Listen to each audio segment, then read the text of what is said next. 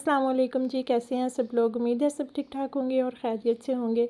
ये जी कल दोपहर के बाद का व्लॉग है, तकरीबन 4 बजे का। असल में मसला ये हुआ कि अब्रिश बिल्कुल भी नहीं उसने ना रेस्ट किया। वो 12:30 सो गई थी और हम उस दौरान शावर वगैरह लिया, हमने खाना खाया, यानी कि जो अपनी एक्टिविटीज़ होती हैं हमने वो की। तो उसके बाद जब हम तकरीबन 1:30 बजे फ्री होके आके रूम में लेटने लगे हैं ना, तो थोड़ा सा शोर हुआ। आपको पता है जैसे बात वगैरह करते हैं आपस में, तो उसकी आँख खुल गई। वैसे तो वो ना अब झोली में सोती है माशाल्लाह, उसकी मुझे टेंशन नहीं है, बस 2 झूले दें और सो जाती है। असल में झोली में उसको ऐसी आदत हुई ना कि यहाँ पे एज़ल फ़ातिमा और इर्तज़ा हैदर आए थे मेरी तरफ।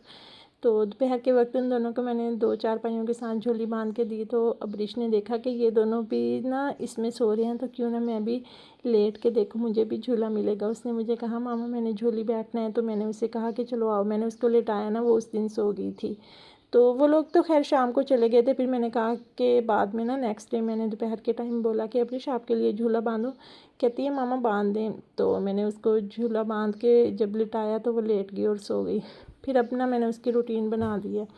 तो कल फिर ऐसा हुआ कि 1:30 बजे वो उठ के बैठ गई। उस थोड़ी देर तो फीडर वगैरह पिया उसने, लेकिन जैसे ही हम लोग सारे सोने लगे हैं तो फिर वो कहती कि नहीं सोना।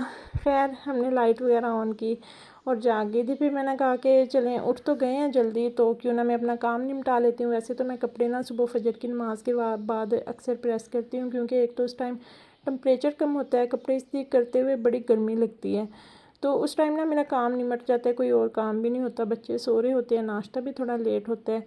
इसलिए फिर मैंने इस टाइम पे कपड़े प्रेस किए जो करने वाले थे। 3-4 सूट थे, बस 2 सूट मोहम्मद के थे और उसके बाबा के थे 2 सूट।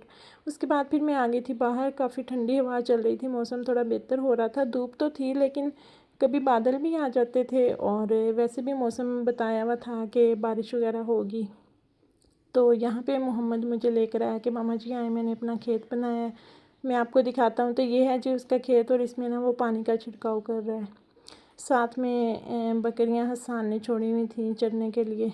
ये मैंने कहा कि चलिए आपको थोड़ा व्यू दिखा देती हूँ अपने घर के बाहर का।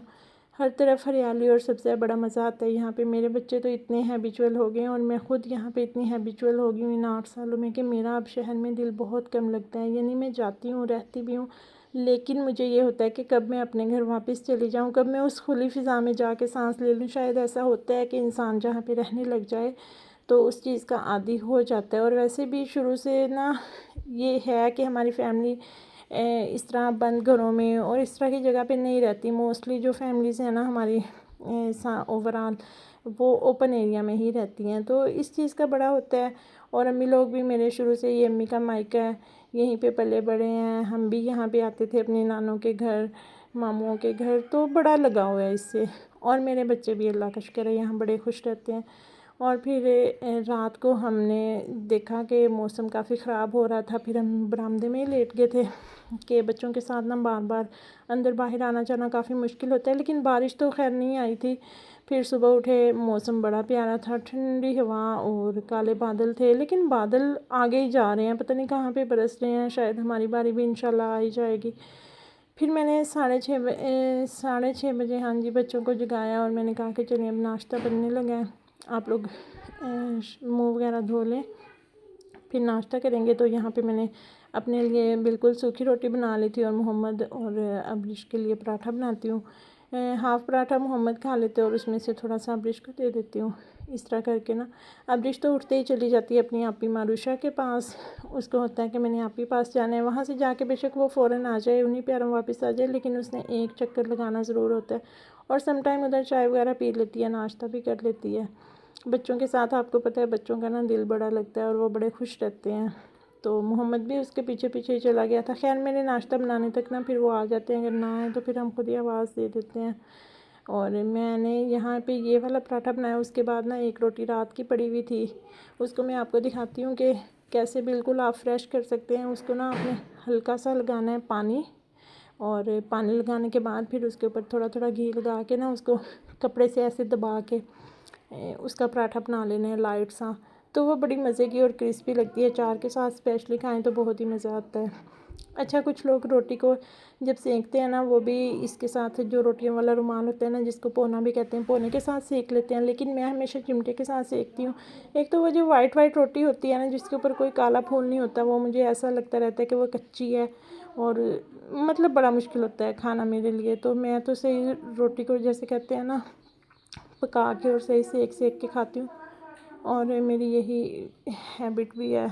तो मैंने नाश्ता यहाँ पे बना लिया था। और कल मैंने बनाया था जी गोदड़ों का सालन। गोदड़े क्या होते हैं वो मैंने आपको शायद लास्ट वीडियो में दिखाया भी था, एक दो लास्ट वीडियो जो थी ना मेरी, उनमें कि बेसन लेके ना उसके अंदर नमक, मिर्च, हल्दी और थोड़ा सा घी, कश्मीरी घी डाल के उसका आपने एक डो बना लेना है सख्त वाला, और फिर उसको आपने हाथ में ऐसे लंबाई की शेप थोड़ा थोड़ा बेसन लेके ना उसको देते रहना है। जैसे मैं आपको एग्जांपल दूँ किस चीज़ की, जैसे सेवियाँ नहीं होती, सेवियाँ तो बहुत बारीक होती है ना, वो मोटे वाले होते हैं, मैं आपको ना किसी दिन दिखाऊंगी।